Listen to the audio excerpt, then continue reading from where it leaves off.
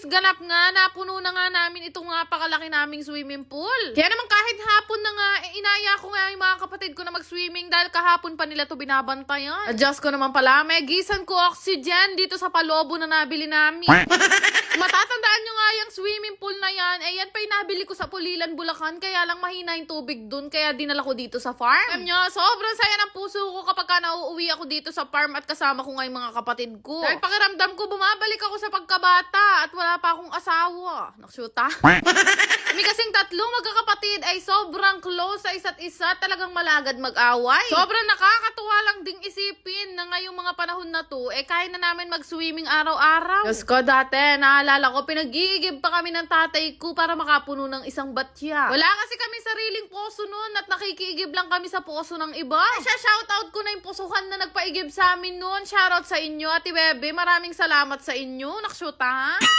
Kaya nga, tinulungan ko nga itong aking nanay na sa Angeline Mapagmahal na ayusin nga muna itong kubo. Magabi na rin kasi kaya tinanggal ko na nga itong tabing namin at sabi ko sa kanya lilinisin ko tong ilalim ng kubo dahil napakaraming nakalagay. Ilang araw pa rin naman kasi ang nakalipas simula nung nagawa nga itong kubo nari kaya napakarami pang tambak-tambak. Katapos nga namin maglinis na Angeline Mapagmahal ay dumiretso na ulit ako dito sa swimming pool at naligo na nga kaming tatlo. Nitong swimming pool na lang talaga ang naisip naming ilagay dito sa Bugay Farm. Ay napakahirap naman kasi mag-maintain ang totoong swimming pool at saka pang mayaman lang yun. Sa mga nagchichismis dyan na sobrang yaman na namin. Ay, naksyuta, magdilang anghel kayong lahat.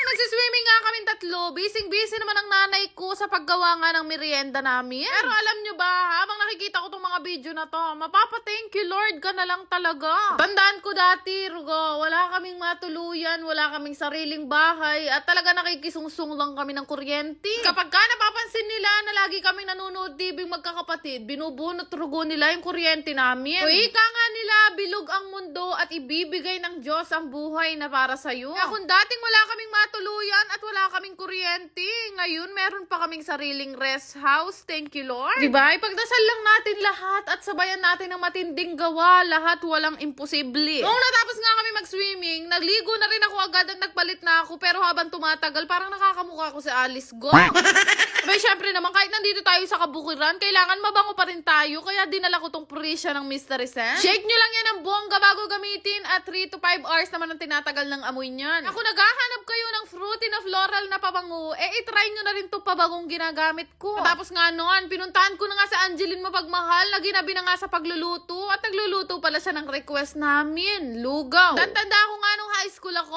meron din kaming lugawan ng nanay ko. Actually, gusto nga ulit namin magbukas ng lugawan dahil wala nang mas tatalo sa lugaw niya at togi. Pritong paborito nga yan ni Bebo, kaya tuwing nauuwi kami dito sa Pampanga, lulutuan agad yan ng nanay ko. Ito nga sa amin sa Pampanga, ang tawag namin sa lugaw ay lelo. Medyo mabaho lang pakinggan, pero manyaman niya yan. O kayo guys, anong tawag sa lugaw dyan sa probinsya nyo? Pero syempre, hindi naman ako selfish, kaya ayain ko kayong kumain, mga antana po. Abay syempre, kung hindi ka masyadong kagandahan kagaya ko, tayo na ang sasandok sa sarili natin. Ay, grabe, dati Rugo, sa sahig kami kumakaing pamilya. Pero kahit ganun pa man, masaya pa rin kami. Kapag ka kasi talaga lumaki ka sa hirap, abay mga simpleng bagay, lagi mo na yung ipagpapasalamat. Gaya nga nito lugaw na kinakain namin. Diyos ko, nakakapaglugaw lang ako noon kapag ka isinasama ako ng lola ko sa mga Bible study. Kakain nga namin, kinuha ko na agad itong Necotayon na iniinom nga namin na isa sa umaga, isa din sa gabi. Kaya po sa mga nakakapansin kung bakit maputi si Bebo sa personal, alam nyo na siguro ang rason kung bakit. Nya, napaka-arte niyan. Mas masipag pang uminom sa akin ng Neco. Effective din daw kasi sa kanya. Naniniwala ba kayo dun, guys? Tsari!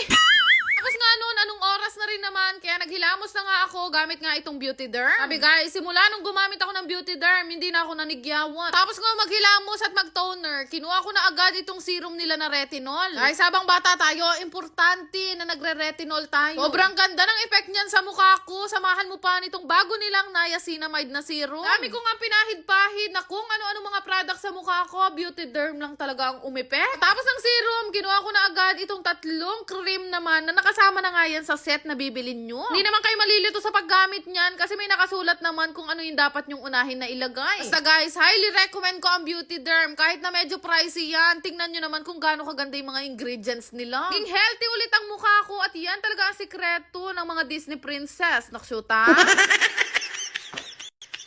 Lang naman. Salamat!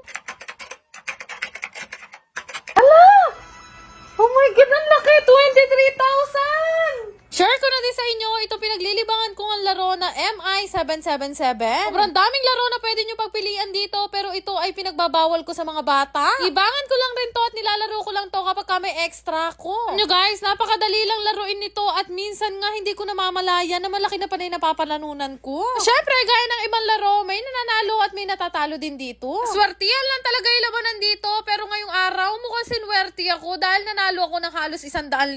So syempre, hinay-hinay lang tayo sa paglalaro at pagtaya. Sabi nga nila, lahat daw ng sobra, bawal. Pero syempre, wala din namang masama kung gusto mo subukan. Kaya kung gusto mo ring itry, lalagay ko na lang yung link sa may comment section.